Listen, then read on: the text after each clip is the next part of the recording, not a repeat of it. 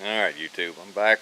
I'm making this video. I've made several others and I haven't put them up yet, and the reason I haven't is because I got to give you an idea of kind of what's going on.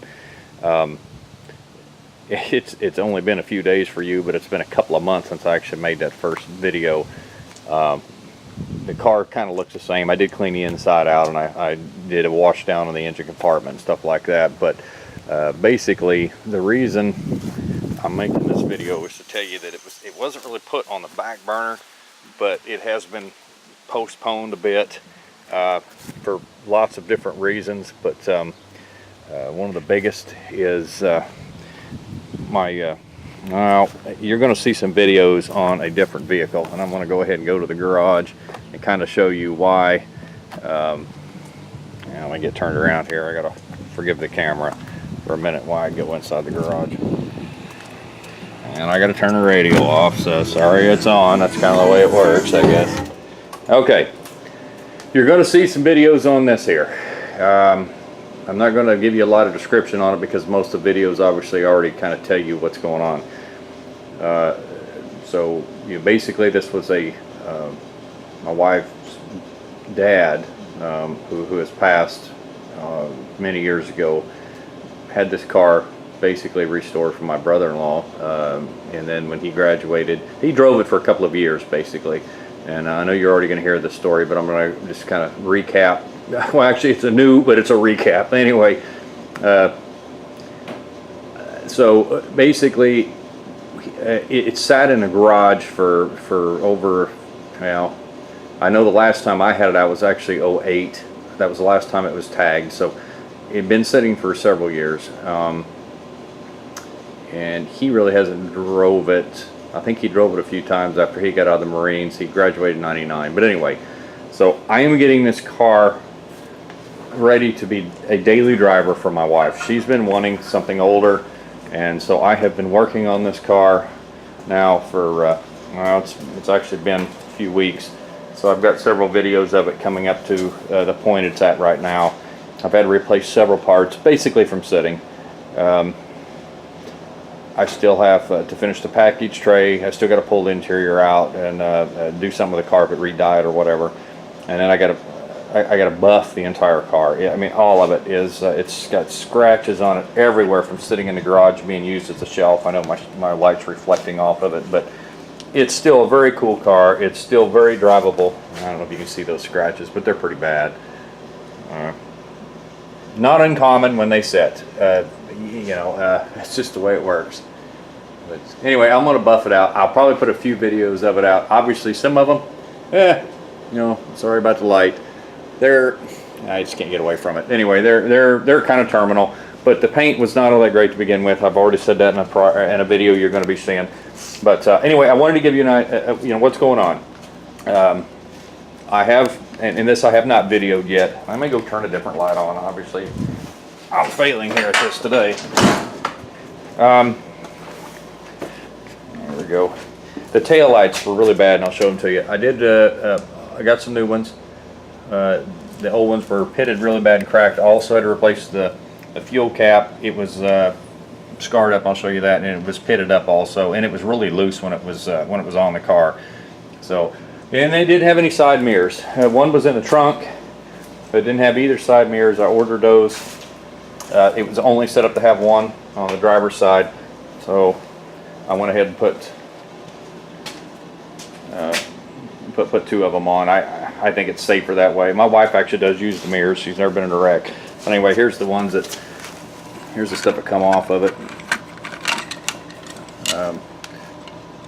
The Mustang symbol it does have some scratches, and it was discolored, and then the normal chrome cracking, pitting coming off. And the tail light one was actually broke, cracked in several places, and I don't know if you can see that real good, but anyway, it was pitted up real bad. So it was time for some new ones. So went ahead and did it. I did pick up a bell housing for a small block Ford. I got a 289 I found. I also have, and I may not be able to use it with a 6-cylinder. I'll probably use that. That is a T5 out of a turbo coupe I haven't actually looked at the date on it. I need to get it cleaned up and look at it. I did pull the cover off it before I bought it. I paid $100 for it. I don't know, 6-8 years ago. But it looked good inside. Normally the synchros are bad in those, but I was going to put it in this, but I have kind of decided that this is never really going to be an on-the-road car, over the road. It's not really designed for it. It's not a lot of fun at highway speeds. It'll definitely do it. It's just not a lot of fun. But I was going to put it in it, and I still might if I ever pull the 6 out of this, which I plan on doing someday. I finally did find, however, I've been looking for a set of 5-lug spindles, and I actually found some in a local salvage yard off of a Comet. They never would give me a price on them, and so when I was going through eBay the other day, I ran across a set of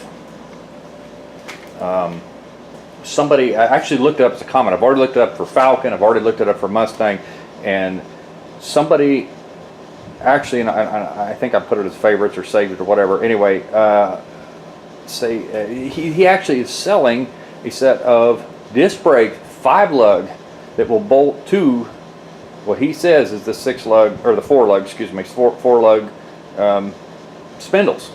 I've looked and researched, and I couldn't find nothing. Now, I didn't go to a lot of Mustang forums. Like I said, I'm not a big Ford guy, and I hate asking so stupid questions when I'm trying to find out something, especially if it's been covered 500 times. And so I usually don't go to a lot of forums unless I'm looking specifically for information on something I cannot find. Because the forums are some of the best places to go if you cannot find something specific. There's always somebody there. That's how I ran across. This sounds really stupid. I know it's not going to be strong enough. It's going to be in a video pretty soon. That T5 there, which is buried behind this piece of OSB, yeah, spiders are eating it. Anyway, it is actually out of an S10. Sorry about the lighting. You can tell by the shifter location. It's up right behind that main case. It actually came out of I think I looked at the date, it's like a 95 or 6 S10 with the 2.2. Now I know it doesn't have the guts in it to take any type of abuse. I got that. That was not really my intent. That Malibu out there, that 76 that I will be doing videos on, that I put the 5.3 in, has a tremendous amount of miles on it. It doesn't make any funny sounds really. It doesn't smoke, but you can tell it's got miles on it. So I have taken it down the road with the turbo 350 that's in it. With attack and stuff, it pulls, even with a 287 rear gear, at 70 miles an hour, you're still pulling. I'll make a video of it driving sometime and get a specific. I can't remember. It's over 2,000 though, and it still gets over 20 miles a gallon on the highway, just barely over. I think the best I pulled was like 21, 22, but it does pretty good for what it is. But it would really be nice to have a stick in there. So, and I know I'm jumping around this video, but I'm telling you some of the stuff that's coming up. So this bell housing that doesn't look all that great, you can see the hole in there. That will actually, well, let me explain that the T5 that's out of the 2.2 still uses the Ford bell housing hookup. It will not bolt to a standard Chevrolet small block bell housing. It will a Ford, but it will not. So basically, I think I could actually bolt it to that Ford bell housing, but it will not bolt to a Chevrolet. So how many people out there, and it uses a Chevrolet input and output shaft, so it's not like you can, okay, well, I'll just do something here and make it work. There is a company that is selling I believe it's an adapter that will work, but anyway, long story short, I searched for a bell housing that would work from a Chevrolet bell housing to a Ford T5 bolt up to the transmission, and there's only one company that used that, and it was from 80 to 82, maybe 3 specifically, and I know if you find it in the Cherokees that had it, but basically anything CJ5, 7, or 8 that used the 2.5, I believe it was, Iron Duke 4-cylinder, maybe it's a 2.4. Anyway, it doesn't matter. The Iron Duke Chevrolet, or it's actually a Pontiac, I believe. But anyway, the Iron Duke 4-cylinder that was in the Jeeps, including the Cherokees, I believe up to 86. For those of you who don't know, 84, 5, and 6, the Jeep Cherokees used a 4-cylinder Chevrolet motor, or the GM motor, and it used a 2.8. If it was a V6, it was a 2.8 Chevrolet V6.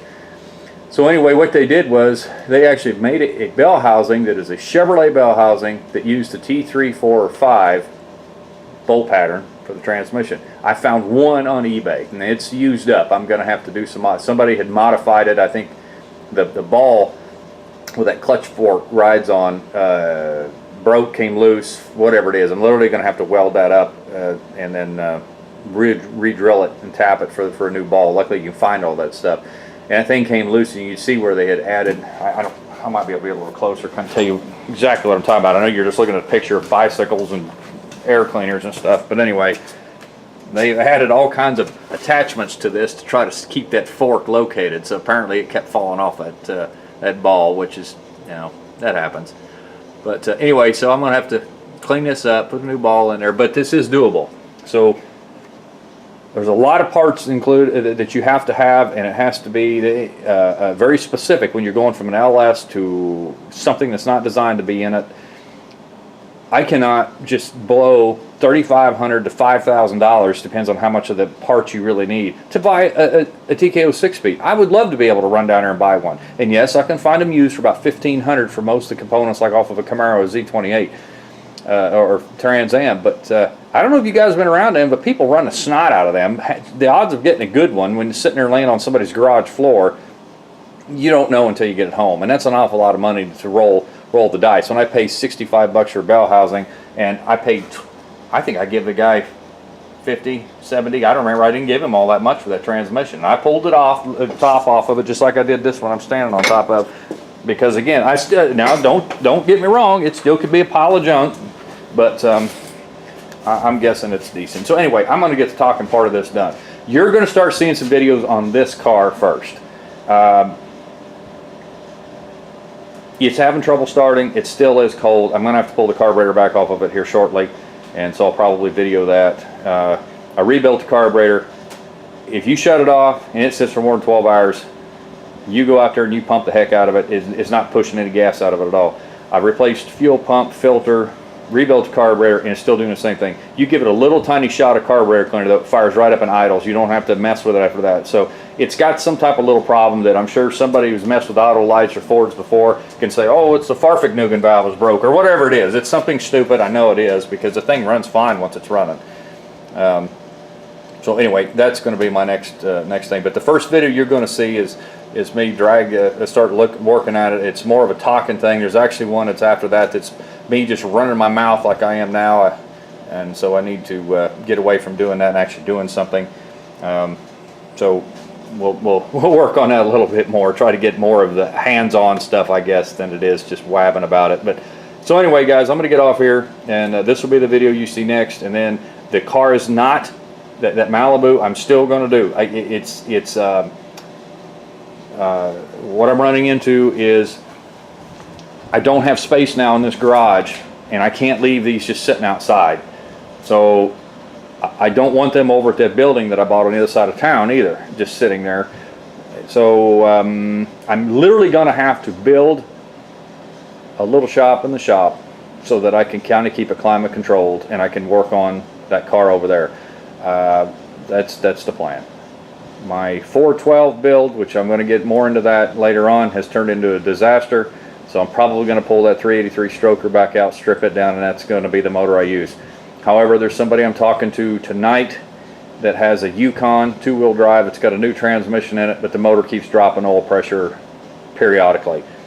If I can pick that up cheap enough, I might just do that. I've got this other 5.3 that's now buried underneath stuff. You can see the front of it there. I might go ahead and just put an LS in it like I did my red one out there. But anyway, I'll do more videos of those, kind of tell you what happened and what's going to happen. But this is an update. I have not put that car on the do not resuscitate list. I will do it, but right now there's a couple things that have to get done first, so I can get, as this is a daily driver for my wife, get my shop over there. I got a guy coming over to work on it in the next few days, and then we'll go from there. So thanks, guys.